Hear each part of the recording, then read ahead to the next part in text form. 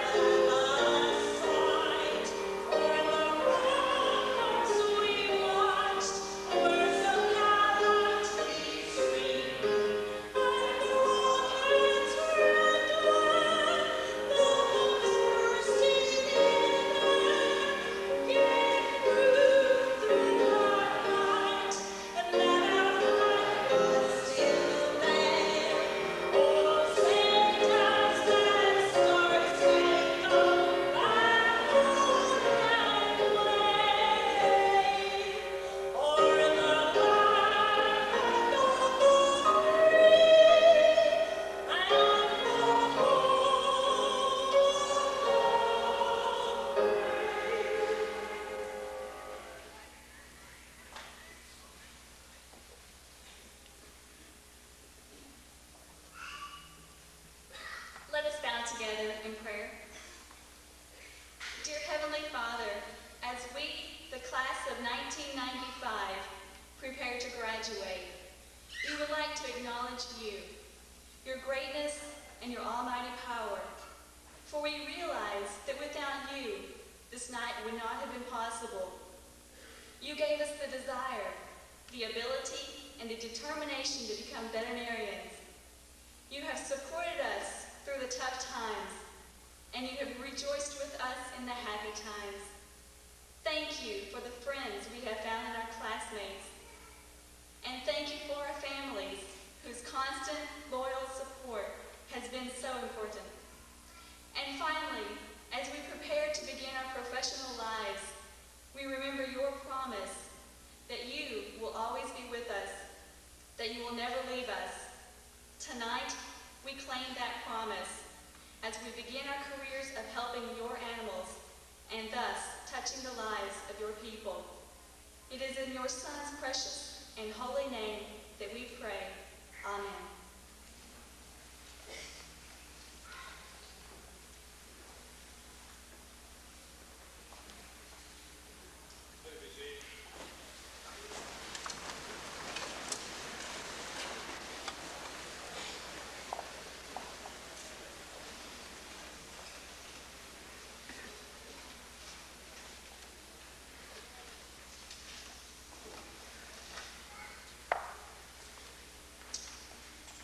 Mr. President, distinguished faculty, ladies and gentlemen, it is my pleasant duty to welcome you to the commencement exercises for the 85th class to graduate from this college.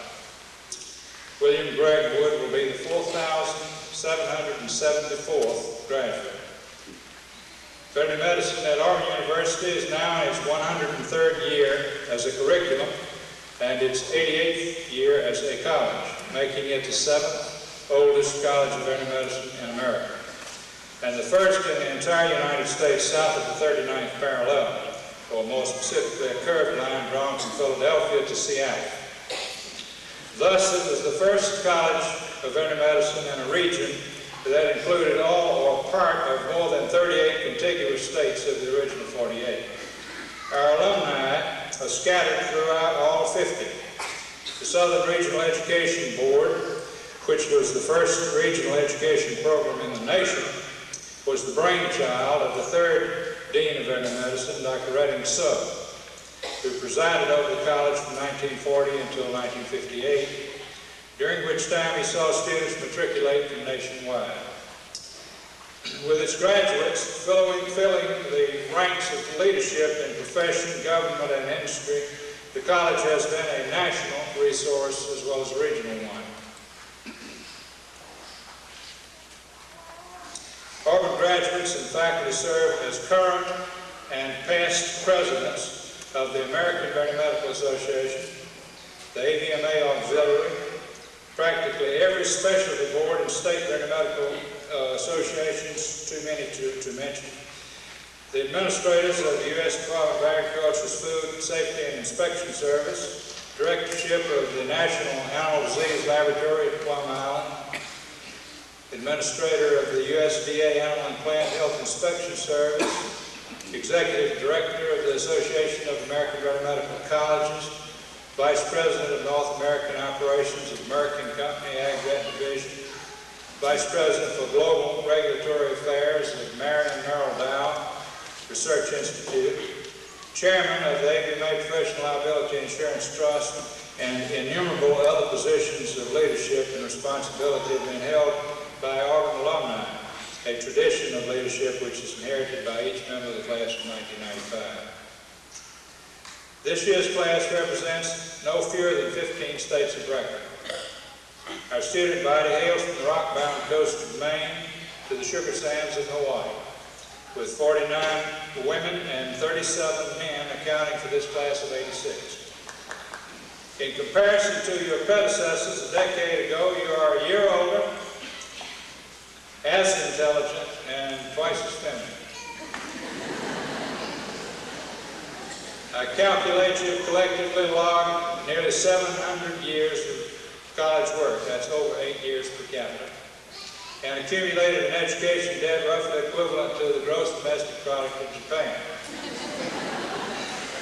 On the downside, at a 40-hour work week, that computes to 1,400,000 man-hours, which at student pay scale figures to $6 million in lost wages, not to mention lost youth. On the upside, you have survived a journey equivalent to the Oregon Trail, to enter a profession which provides you the opportunity to do for a living what you enjoy, and to do so in the best interest of the public trust. I'm proud to recognize our family ties. And as I call these names, I would like to ask those present to please stand, both student and relative, to be recognized by the audience. Terry Ahern, whose cousin is Dr. Frederick L. Blackmer of Columbus, Georgia, a University of Georgia graduate. Terry, thank you, and Dr. Blackmer, thank you. Ted Albert, whose father is Dr. Roosevelt A. Albert, 62 graduate of Auburn University.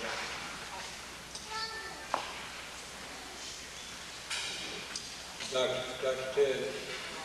Oh, cool. That's 2 generations of my students. In fact, all Auburn alumni are classified as either my students or deceased. Doug Berry, whose father is Dr. Douglas Berry of Georgetown, Kentucky. Dr. Berry is a 7-1 graduate. Jim Brogley, whose father is Dr. James D. Brogley of Murfreesboro, Kentucky, an Auburn graduate in 1962. Greg Hazel, whose third cousin is Dr. Eldred T. Harding of Flemingsburg, Kentucky, is 57 Auburn graduate. Bud Harding, that is. He's a good student. Pam Johnson, whose brother is Dr. Robert C. Johnson, who took his DVM from Auburn University and his PhD from Cornell University. Pam and Bob. Ashley Morgan, whose father is Dr. Douglas H. Morgan, a 64 Auburn graduate in practice in Atlanta, Georgia. And Bill Rippey, whose father is Dr. William R. Rippey, Sr. of South Daytona Beach, Florida, a 63 Auburn graduate. Bill and Bill. I would like to ask those present who represent each state to stand and be recognized now as your state is called. We'll leave Alabama for last in proper courtesy. Let's start with Arizona. Those present from Arizona. Meredith, where's your congregation from Arizona? they're here. They're here. I see. Thank you. From Florida. All members present from Florida, thank you very much. From Georgia. Thank you from Georgia. From Hawaii. Marla Campbell, Marla, did they make it? Yes, very good, wonderful, all the way from Hawaii. From Illinois. Thank you very much. From Kentucky.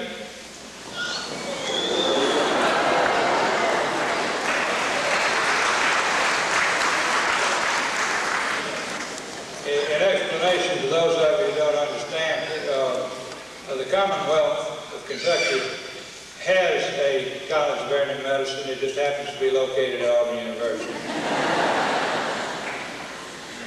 The rock-bound coast of Maine. Thank you very much. All the way from Orono, Massachusetts. Bay Colony of Massachusetts. Thank you very much. From Mississippi.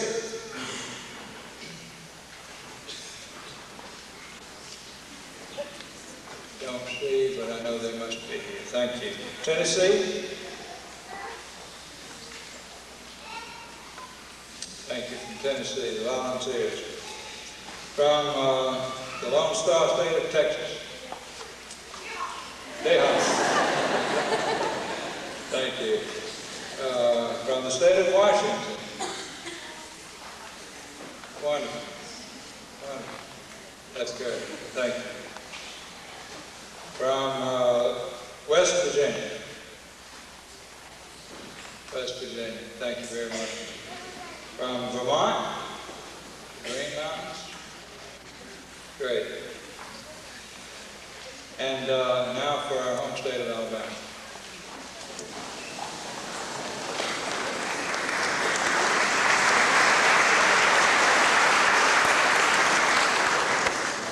I would also like to recognize those of our guests from other states if they would speak up and tell us from whence they come and let us recognize them as well. I'm sorry? Iowa. Wonderful. Pennsylvania. Idaho. South Carolina. Others? Missouri. Connecticut. Ohio. North Carolina. New Jersey.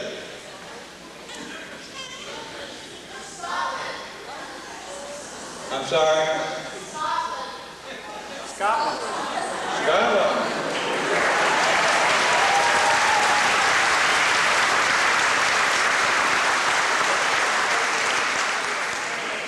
Ireland.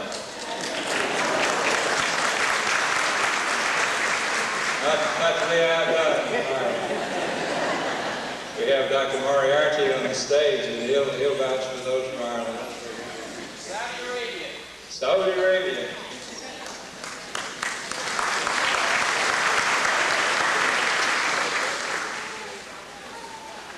Others? Going? What is that? That's good stuff. Okay. Right. That's going a little too far. In a special edition, well, I'll give you a tally. That's 27 states and foreign countries, 27 states and countries. In a special addition to this year's program, the following senior students will be hooded by their parents. Ted Albert by Dr. Ted Albert, Doug Berry by Dr. Doug Berry, James Robley by Dr. James Doug Moore, and Bill Ripley by Dr. Bill Ripley. This is new. This is the first year we've had this. We look forward to that. Now, would the members of the class of 95 join me in a standing ovation for our friends and family who are with us tonight?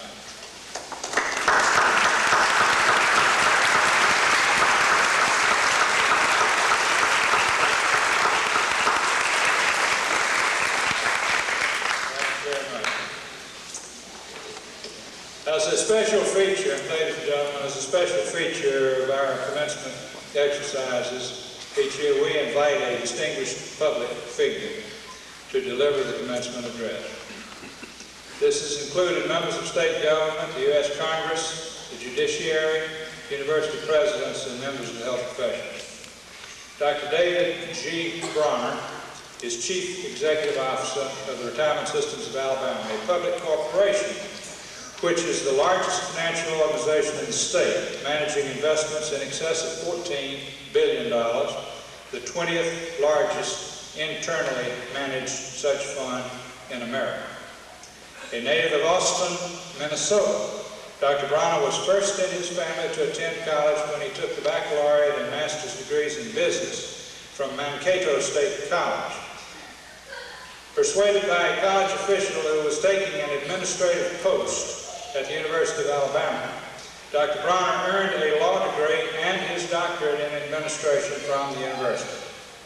He was promptly recruited as a lecturer in the Graduate School of Business and the Graduate School of Education and was appointed assistant dean and lecturer in the School of Law at Alabama. This, in turn, led to his selection as CEO of the Retirement Systems of Alabama in 1973 at the young age of 28. Clear evidence of budding genius. National offices he has held include the Institutional Committee of the National Association of Securities Dealers, the regulatory arm of all common stock traded over the counter, and currently president of the National Association of State Retirement Administrators.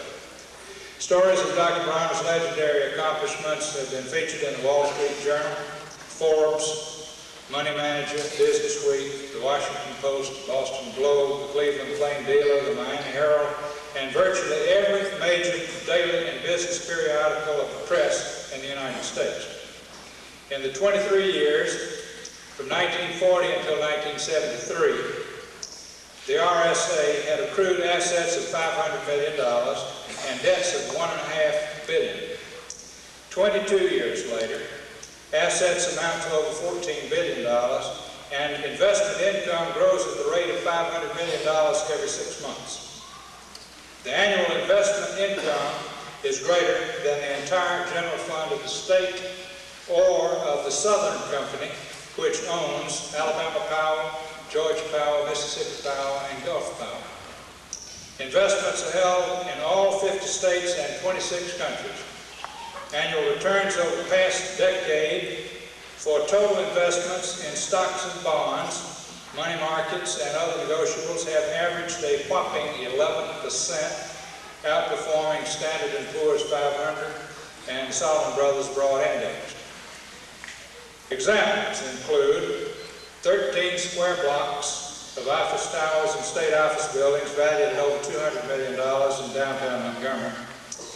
55 Water Street, a 53-story skyscraper in Lower Manhattan with an appraised value of over $750 million, bought by the Retirement Systems of Alabama for 35 cents on the dollar in a deal that Donald Trump called, quote, probably the most ingenious, smartest thing I've ever seen, unquote, in praising Alabama's venture into the New York real estate market. Media conglomerate Park Communications, a New York-based chain of 9 television stations, 22 radio stations, and 106 newspapers, with RSA investments of $542 million.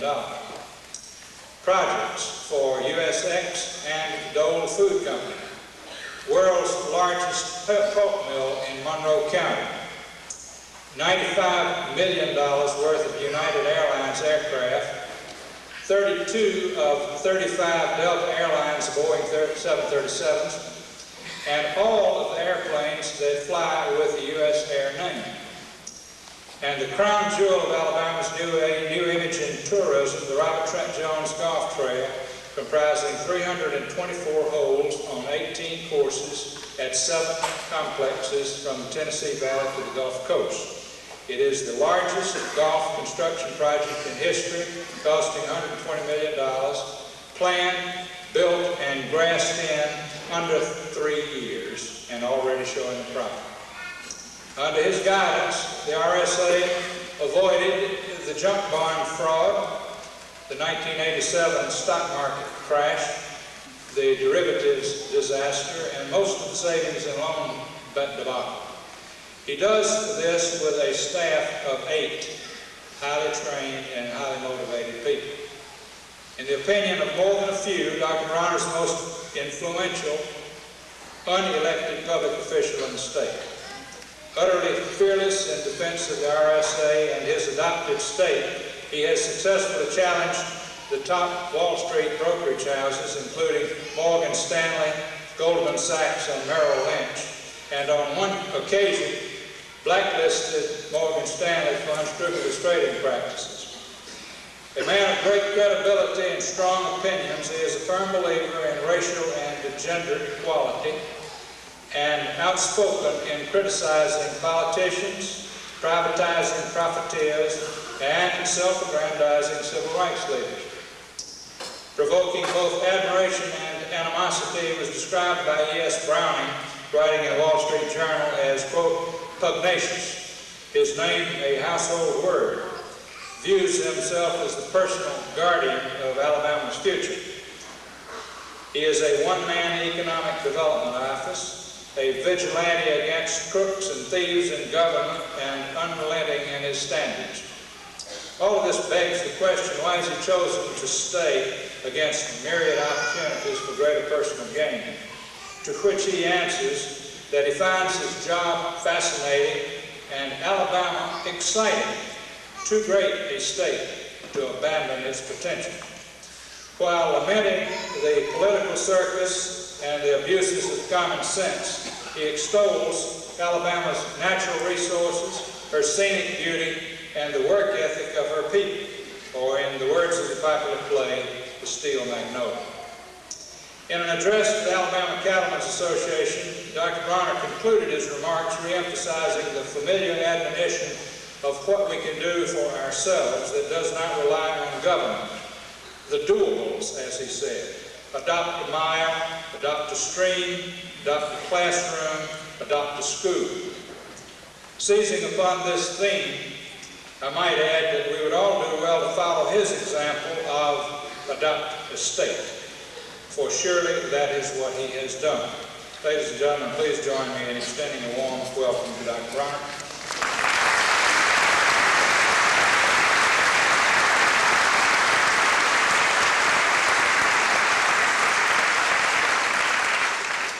Dean Vaughn reminds me of Bear Bryant. Bear Bryant is the only man that I sued because he changed the law in Alabama. My alma mater didn't love me for a while, but today they do. So we'll see. It's difficult to follow Bob Hope here, but let me see if I can get you an address after that one. When I was downstairs, he told me there was 87 graduates, and I told him there was only 86. He then looked up to me and says, "You're right, it is 86. I said, "That's good, because I was going to tear up my speech. I had prepared it for 86, not 87. Anyway, I would really appreciate the chance to be here to thank Dr. Muse, Dean Vaughn, the faculty, the graduates, the family, and friends. It's an extreme honor for me today to be able to share this with you on an exciting day in your lives as new graduates of this university.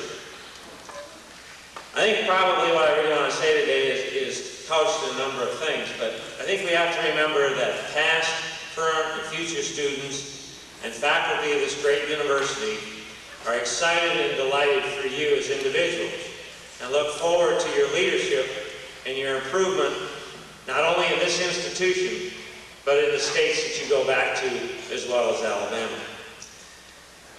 I think after what Aldine Vaughn said about me, I think I'll skip the part about what I was going to talk about in the retirement assistance because he did a lot better job than I would do. Let me talk about two things tonight. Really, I think they're very important for everybody. Most important they're for the 86 people that I want to talk to tonight. Because what you are going to do tonight is going to be totally different. Your lives are going to be changed forever. With your background tonight, you know, your focus, I really want to look at leadership, and I want to look at your socioeconomic responsibilities. I think probably you have to go with me on a step or two through leadership to see the significance of the role that you, 86, are going to play in the communities that you go into. And I don't say that lightly because you don't have a choice. Because if you don't grab the leadership role, number one, nobody's going to care to give it to you, and number two, you are the educated people of this community, of your region, of your state. I came up with 4 things on leadership a number of years ago, and I really want to use them on you again tonight. Leadership is only really 4 simple things to me that I hope you remember from tonight. Leadership, number 1, if you want to be one, you're going to have to apologize a lot. Because a leader will apologize, but he or she will not ask for permission. If you're going to be so worried about having a consensus to do everything, you simply will accomplish nothing. You have to be at least tough enough to stand the criticism. You have to be tough enough to say, okay, I messed it up, fine, I apologize, let's go on. But don't look for the great consensus builder who asks for permission of everybody. As I've said across Alabama, George Wallace was never a leader in my opinion. George Wallace was an ingenious politician, but he was never a leader. He would wait for the masses to move in one direction, then run like hell and get in front of it before it crosses the finish line. That is not leadership. A second thing about a leadership that you will have to remember is that a leader is a boat rocker. If a leader is not a boat rocker, nothing much is going to take place. The status quo will control the situation. So look to yourself as a boat rocker wherever you decide to reside. A third thing is probably a little more difficult to follow in leadership.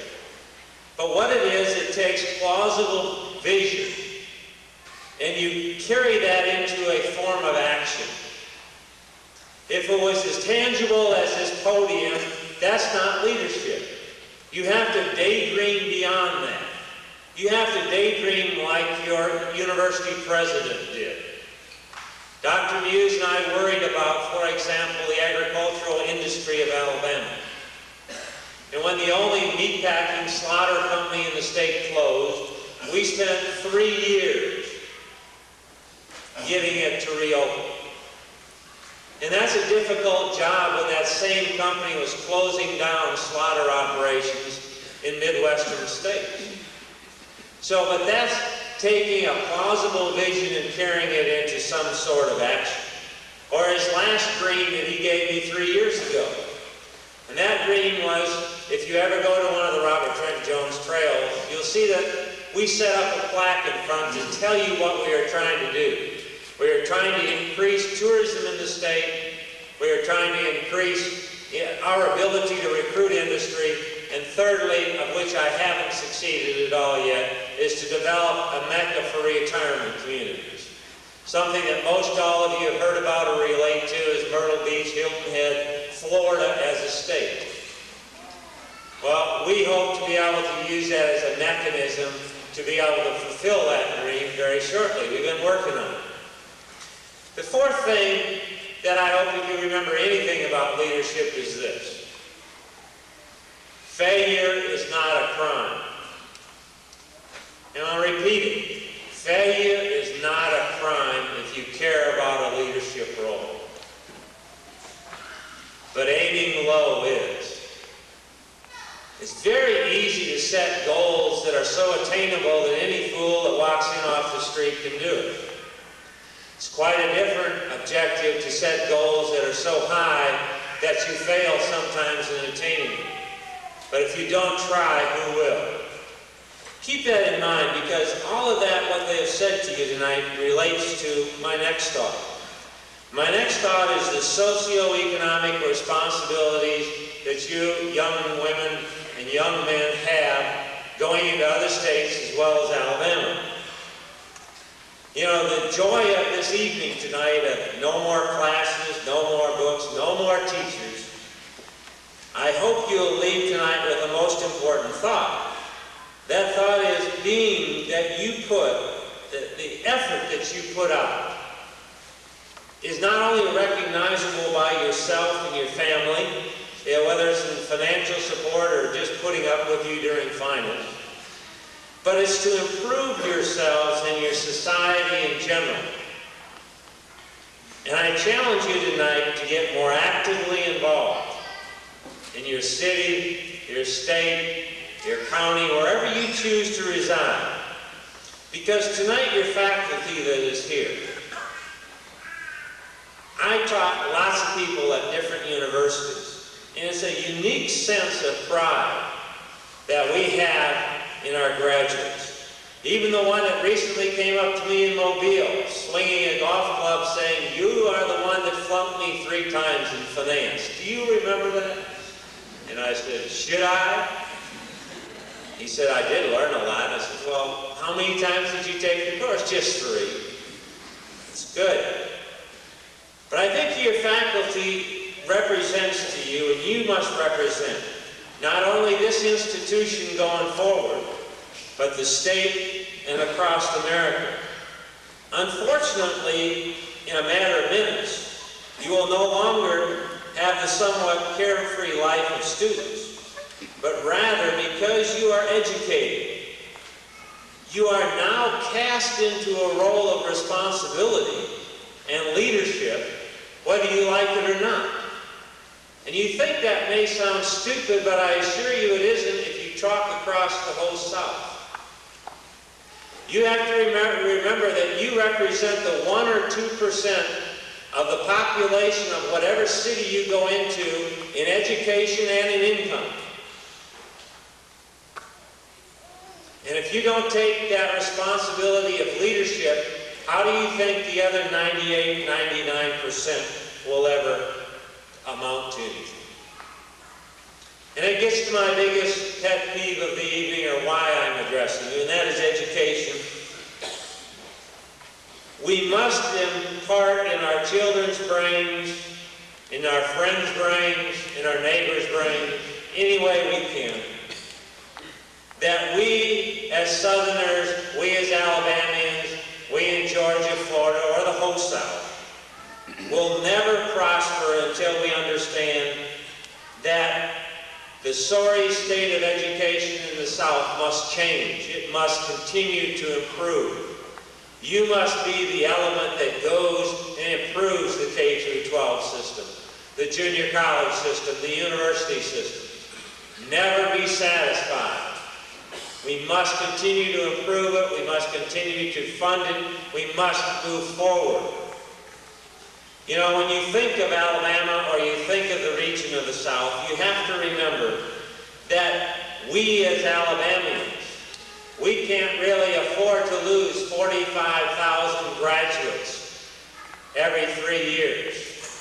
And that's what we have done in this state. We've educated and we've lost them to other states.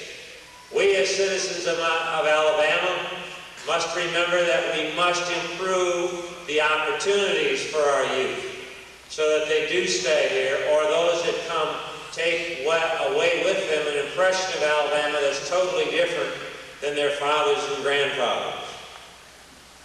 I think you have to remember that whether you look at the South as a whole or you look at Alabama in particular, when you have between 25 and 30% of your state that are illiterates, you as the graduates, the doctors of medicine, the people of income, the people of education have to look at that as a socioeconomic responsibility to make those changes in your community, whether the crusty old mayor likes it or not, whether the city council member likes it or not. I want you to go out and just make them change whether they want to or not. I think we have to remember that to solve the problems of the South, chain gangs aren't going to make it. We cannot afford to spend $14,000 a year to put somebody in prison and then spend only $3,600 a year to educate a person. That doesn't make any sense to me. If we can educate people and keep them out of prison and make them productive citizens of the state, we're going to be far better off. And you must get the feeling that I'm talking to you as the 86 people that are going to be ambassadors to your communities. And you're exactly right. Because there's so much deadwood and leadership in your community that without a fresh breath of fresh air from people like you, nothing will improve. I must encourage you to continue to do what is ever necessary to stay up with current events. But I want you to remember one thing again. It's very easy to become sarcastic about federal government, state government, politicians, and the whole schmear. But if you don't get interested, if you don't stay interested to a degree, everything is going to deteriorate. Remember that headlines over the years come and go. And that we're always going to, for example, have crooks in government. As a assistant dean of a law school, how was I going to graduate all those lawyers if I didn't have the unemployment for those guys? And all our judges and all our policemen and our correction officers. So there's always going to be corruption in government. When I go talk to business leaders throughout the country and they criticize the size of government or something like this, they have to look at their own business, and sometimes their businesses are only 12 people, and they know one or two are taking advantage of it. You elect people in different offices to get rid of the bad crop whenever you can, and you have to do that, and you'll continually do that.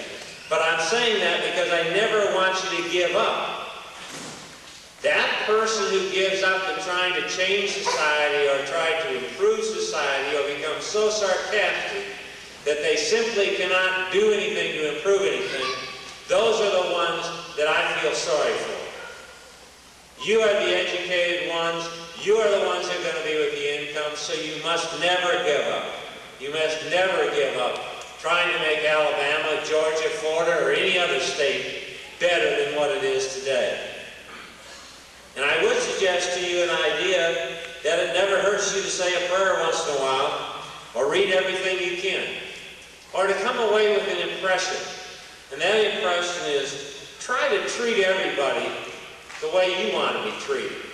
It's amazing to me the number of people that I see with a scowl on their face, or grumpy or mad at the world all the time, and they expect you to be happy to them all the time. But look at yourself in the mirror once in a while and simply say, did I treat that individual the way I want to be treated? In conclusion, leadership, tenacity, integrity are the traits given to you by your family and by this great university and faculty. Never back up in making your influence felt to help your community, to help your state, to help your nation, because that is what life is about. And keep in mind the most important thing that you have, that's your family. Thank you very much.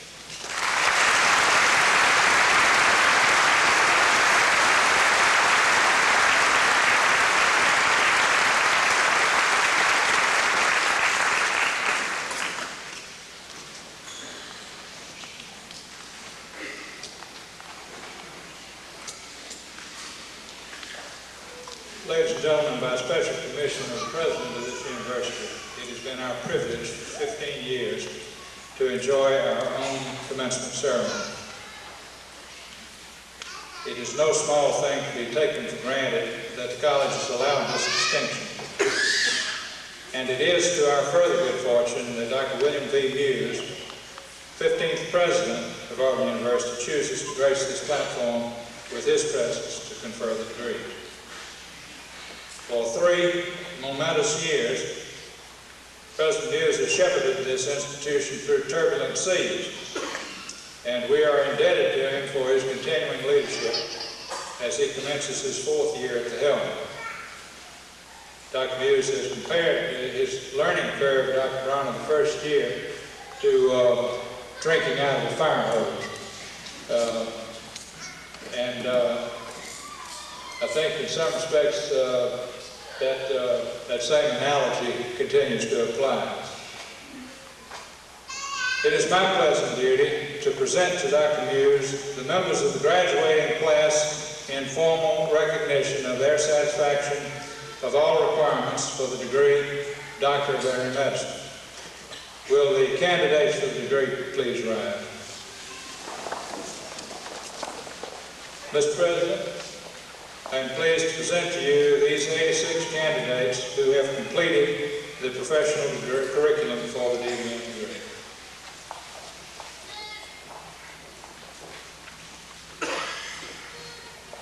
Thank you, Dean Vaughn. By virtue of the authority vested in me by the Board of Trustees of Auburn University, I do hereby confer upon each of you the degree to which you are entitled, with all the rights, privileges, and obligations thereunto pertaining. My congratulations and best wishes to you.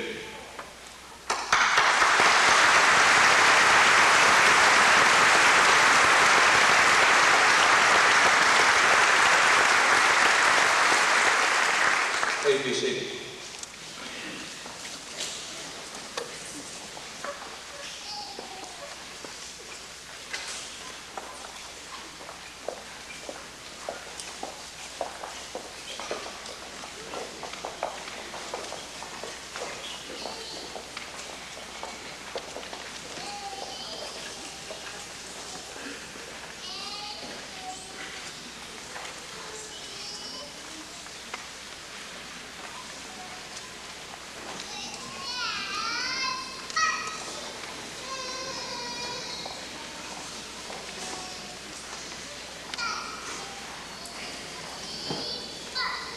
Terry Emmett Ahern.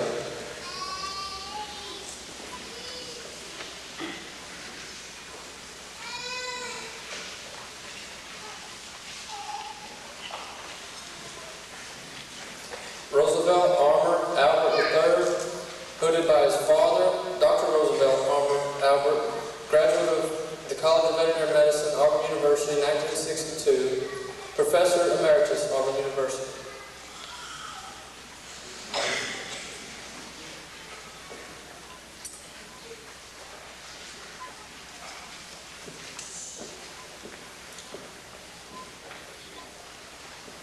Howard Dwayne Allen.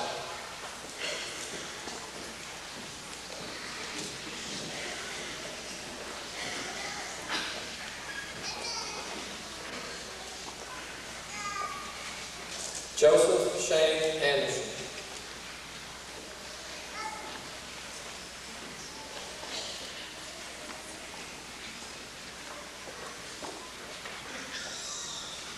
Meredith Lee Beard.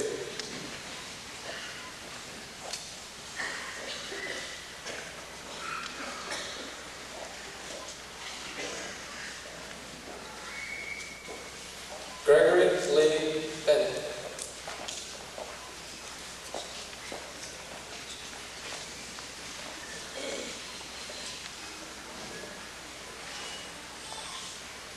Douglas B. Berry II, hooded by his father, Dr. Douglas B. Berry, graduate of the College of Veterinary Medicine, Auburn University, 1971.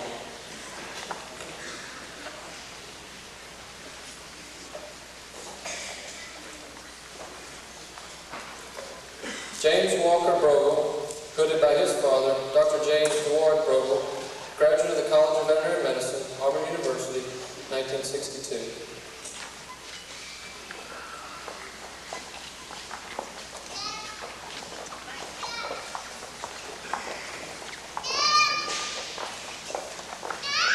Melanie Baker Bryant.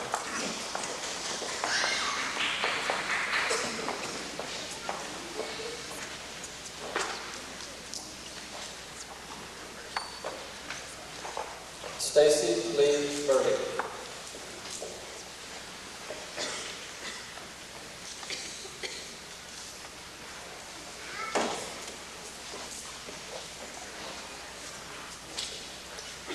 Marla Jean Campbell.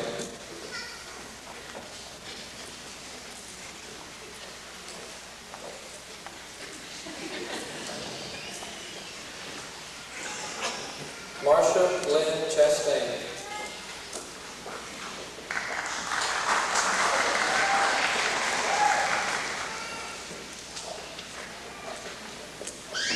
Matthew J. Christian.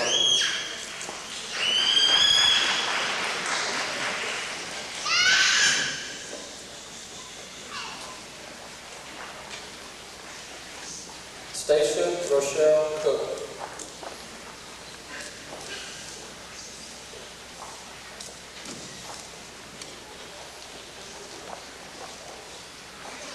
Manetta Lynn Cornett.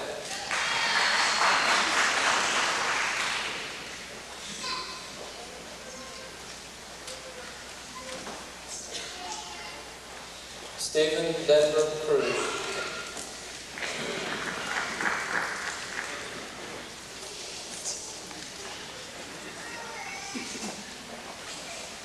Robert Anthony Kreider.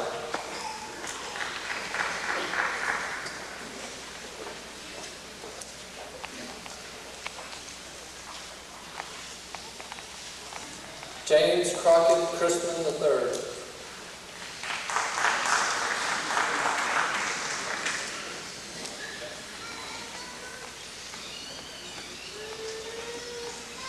Catherine Renee Dunn.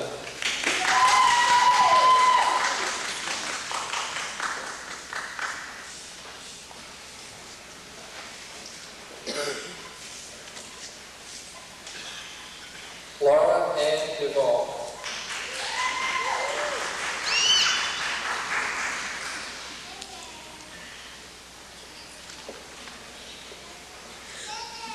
Damon Kyle Eastwood.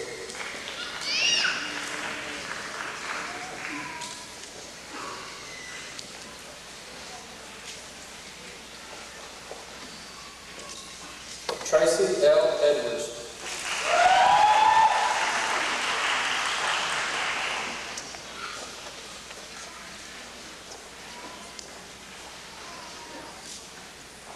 Virginia Rebecca Fate.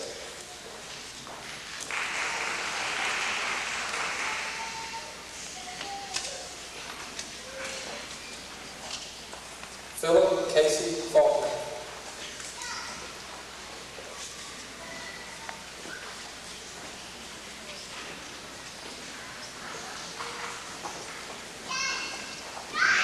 Lanita S. Flannery.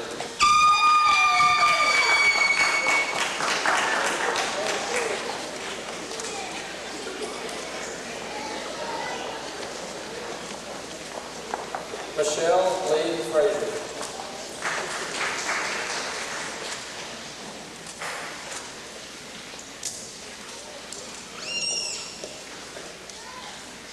Tara Nanette Garvey.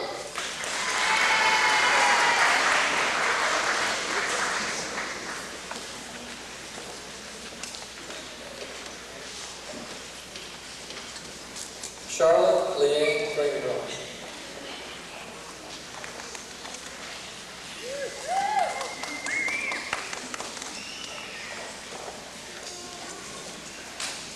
Christopher D. Grice.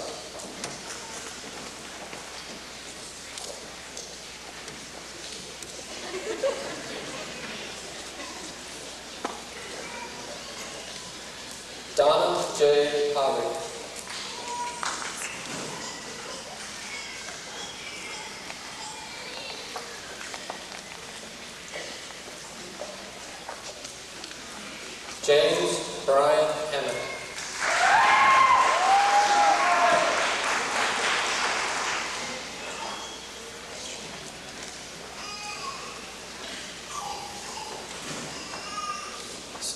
Dale Hampton.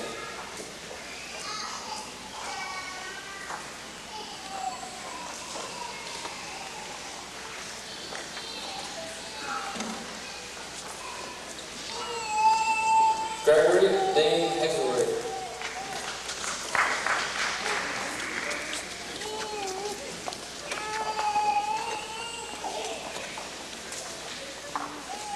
William A. Hesse.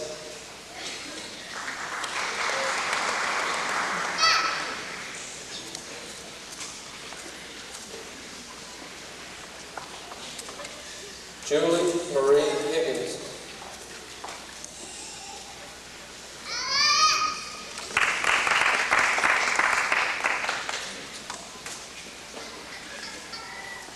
Andrea Lynn Hopper.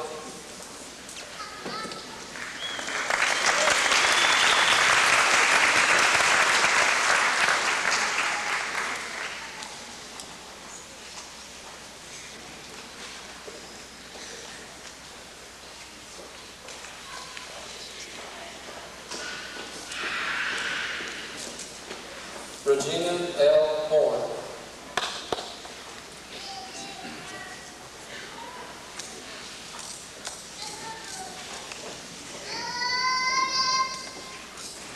Matthew J. Hubbard.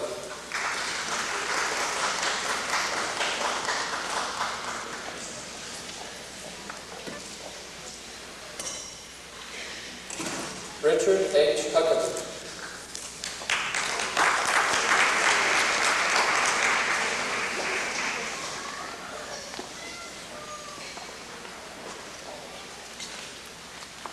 Pamela Lynn Johnson.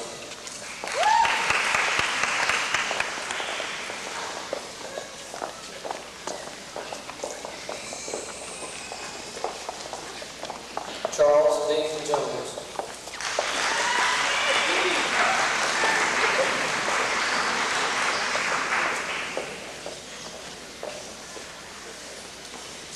Jeffrey Todd Jones.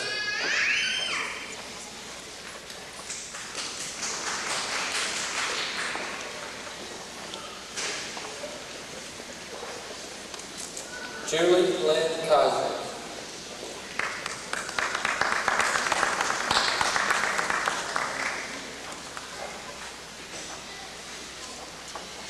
Deborah S. Kilgallen.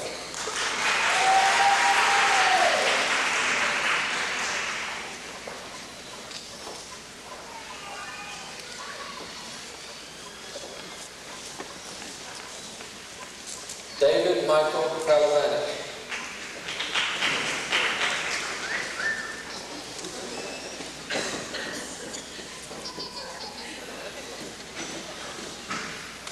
Stacy Sue Kronletter.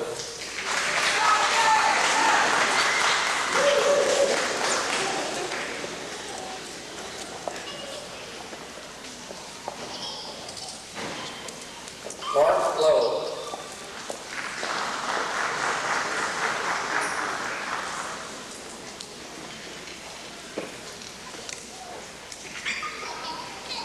Elaine A. Ming.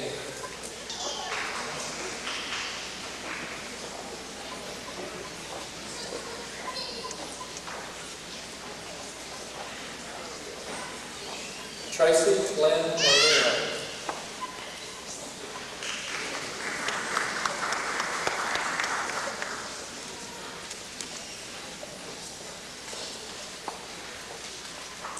Ashley Morgan Norman, hooded by her father, Dr. Douglas H. Morgan, graduate of the College of Veterinary Medicine, Auburn University, 1964.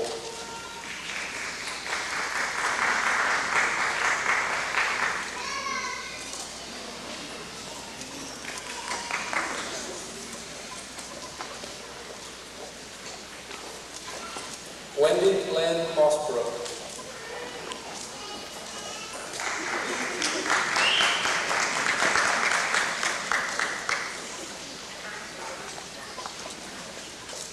Shannon Christine Murray.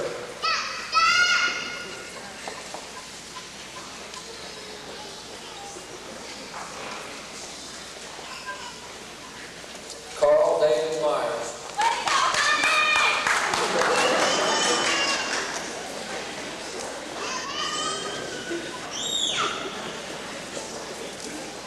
Michael E. Neal.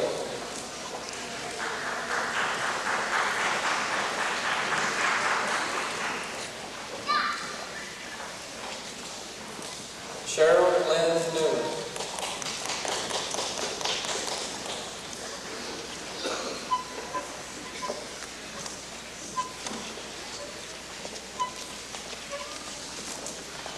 Julie C. Allen.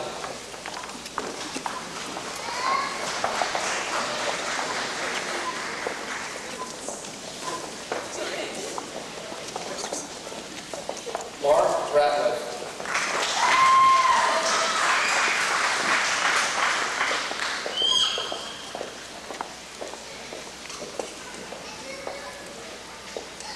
Laura P. Ryder.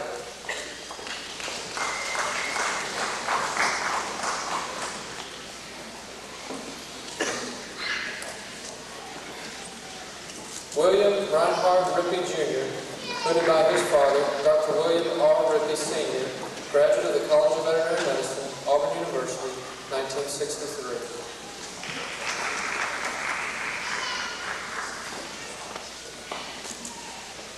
Cynthia Lorraine Rogers.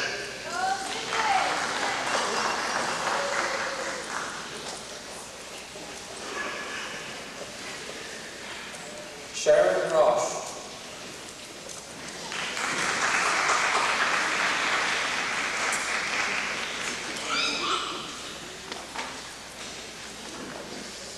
Andrea Lee Hammer-Shaw.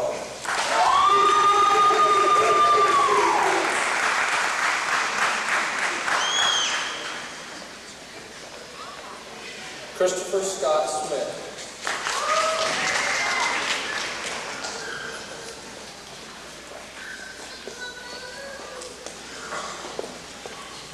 Valerie I. Smith.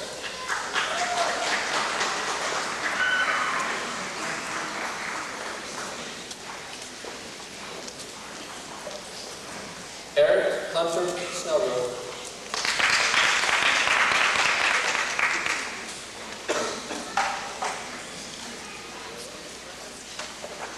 Anthony Wayne Stansberry.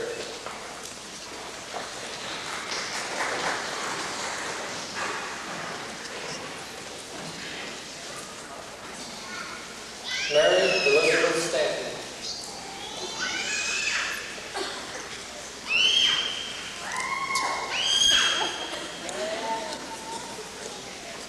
Cynthia Roberta Thomas.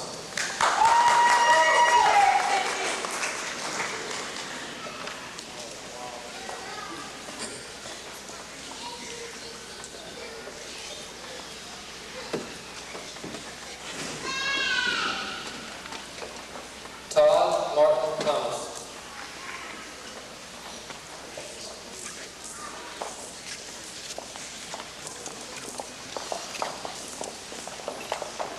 Mary Alice B. Tomlinson.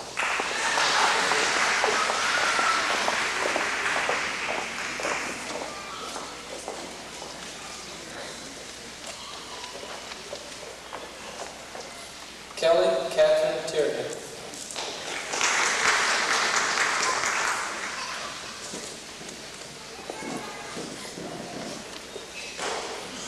Jonathan Richard Townsend.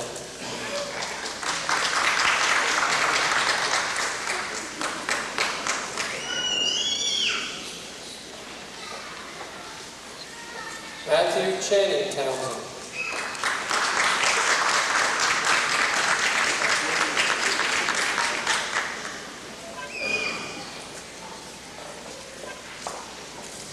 Gregory Wayne Tucker.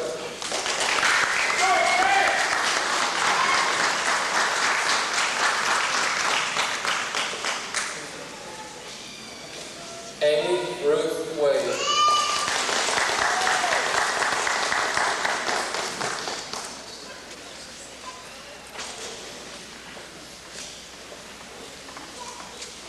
Stephanie Lynn Walter.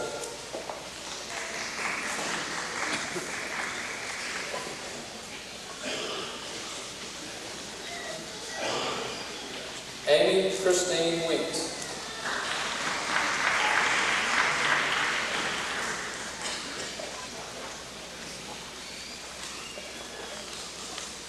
Michael D. Wygant.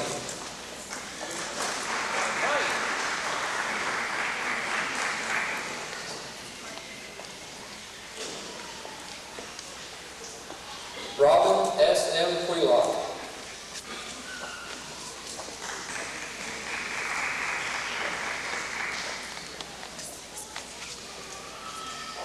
Tammy Jo Wilson.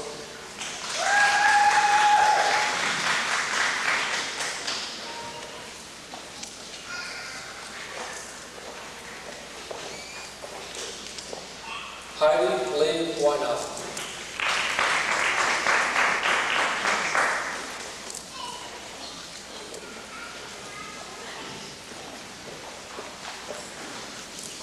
Margot Allison Worth.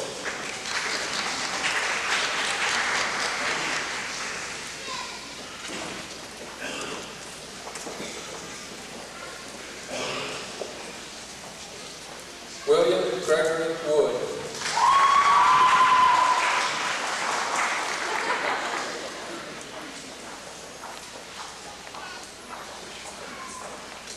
Jennifer Lee Morris.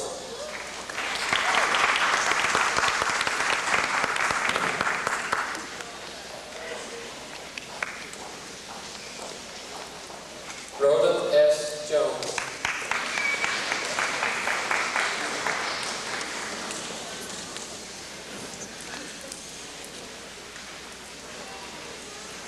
Richard Vaughn Walker.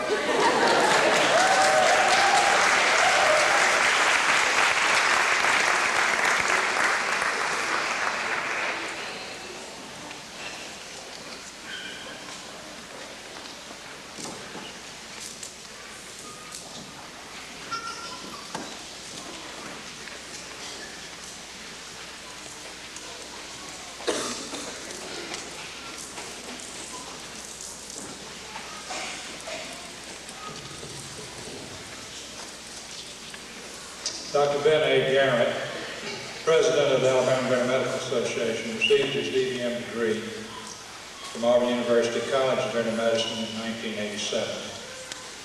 After graduation, he returned to his hometown Dothan to practice small animal surgery and medicine. And he is currently a member of the American, the Alabama, the Southeast Alabama, and the Greater Dothan Veterinary Medical Associations, and also a hospital member of the American Animal Hospital Association. Dr. Garrett is past president of the Southeast Alabama VMA and the Greater Dothan VMA, and is currently the president of the State Association. He operates an addition clinic in Carrots, Alabama. In Dothan, Dr. Garrett is past member of the Board of Directors of the Greater Dothan Chamber of Commerce and a member of the Dothan-Houston County Rotary Club. He and his family are active members of the Episcopal Church of the Nativity. It is traditional that the veterinarian's oath be administered to the newly inducted members of the profession by the Chief Executive of Organized Veterinary Medicine in the state, Dr. Garrett.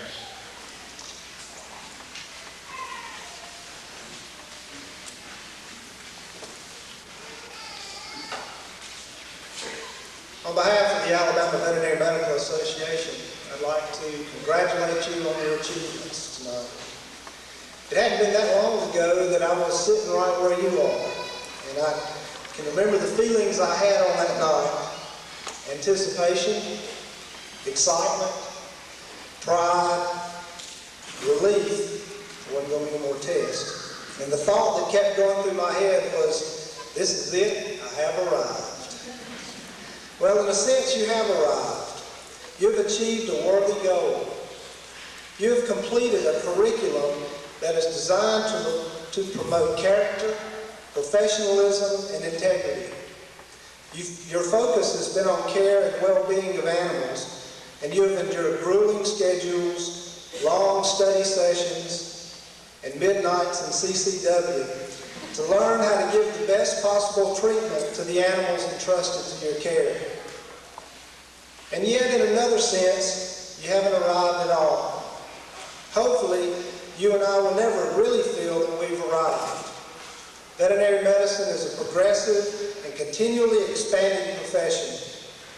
Your education doesn't stop here tonight with graduation. You graduate from an outstanding academic institution only to begin another phase of your education. Tomorrow, you'll go in 86 different directions, but wherever you go, you must continue to upgrade your knowledge and skills by participating in continuing education programs and becoming active in your local and state associations. Through these meetings, you'll be able to stay on the cutting edge of our profession. Finally, I want to remind you to hold on to the desire which got you through these last 4 years. Though I know that there are many different reasons for entering the veterinary profession, I'm sure that all of you possess a spirit of caring and compassion for your patients. I hope that you will never get so absorbed in the science of medicine that you forget the basic feelings which led you to it in the first place. To put this in perspective, I'd like to share with you a letter which was written to our class by one of my lab partners, Francisca Gaither, who died of cancer our junior year. This has become the philosophy under which many of us will practice, and this is what she wrote. As you all probably know now, the open lung biopsy showed papillary cancer secondary to something. The search is on, tests galore, and I thought multiple choice tests were tough. I ask a lot of questions, so usually that really doesn't mean always. I know what is going to happen. Point is, our animals must be petrified with some of the things we do with them. Please be gentle and think of me. And now it's my privilege to administer the veterinarian's oath. If the graduates will please rise and raise your right hand. And repeat after me. Being admitted to the profession of veterinary medicine, I solemnly swear to use my scientific knowledge and skills for the benefit of society through the protection of animal health, the relief of animal suffering, the conservation of livestock resources, the promotion of public health, and the advancement of medical knowledge. I will practice my profession conscientiously, with dignity, and in keeping with the principles of veterinary medical ethics. I accept as a lifelong obligation the continual improvement of my professional knowledge and competence.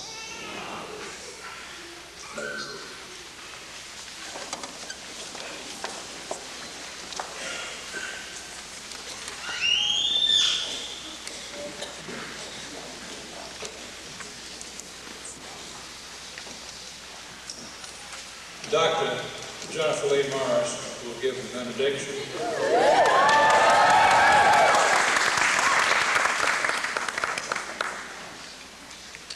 After the benediction,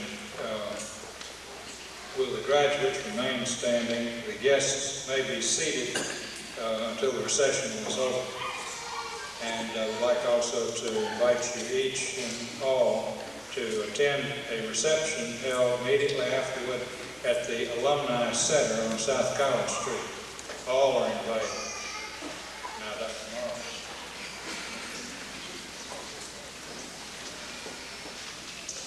Unbelievable. A little less than 4 years ago, we traveled to Auburn from around the country. We were each given an identification badge along with a box of bones. We sat in the anatomy lab staring at a room filled with strangers. Here we began our journey by discussing these bones with our newly assigned lab partners.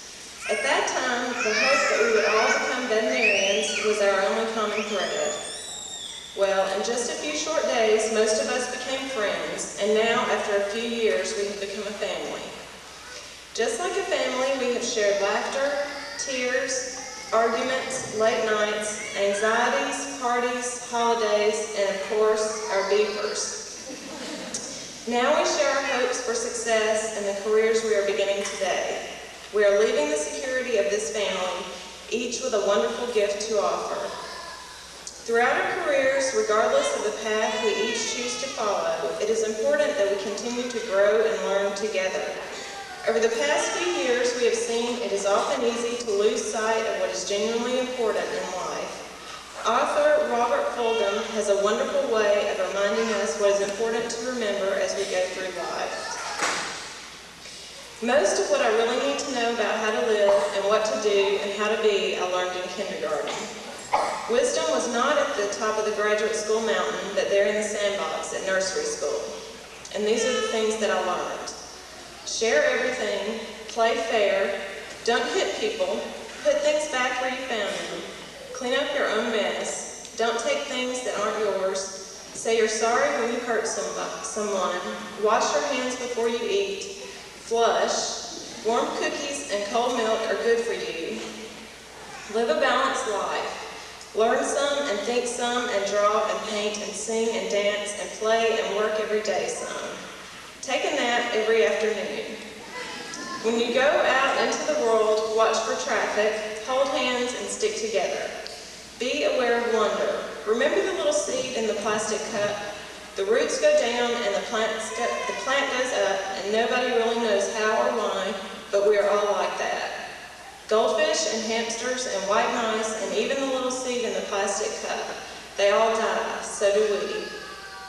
And then remember the book about Dick and Jane and the first word you ever learned, the biggest word of all, look. Everything you need to know is in there somewhere. The golden rule and love and basic sanitation, ecology and politics and sane living. Think of what a better world it would be if we all, the whole world, had cookies and milk about 3 o'clock every afternoon and then lay down with our blankets for a nap. Or if we had a basic policy in our nation and other nations to always put things back where we found them and cleaned up our own messes. And it is still true, no matter how old you are. When you go out into the world, it is best to hold hands and to stick together.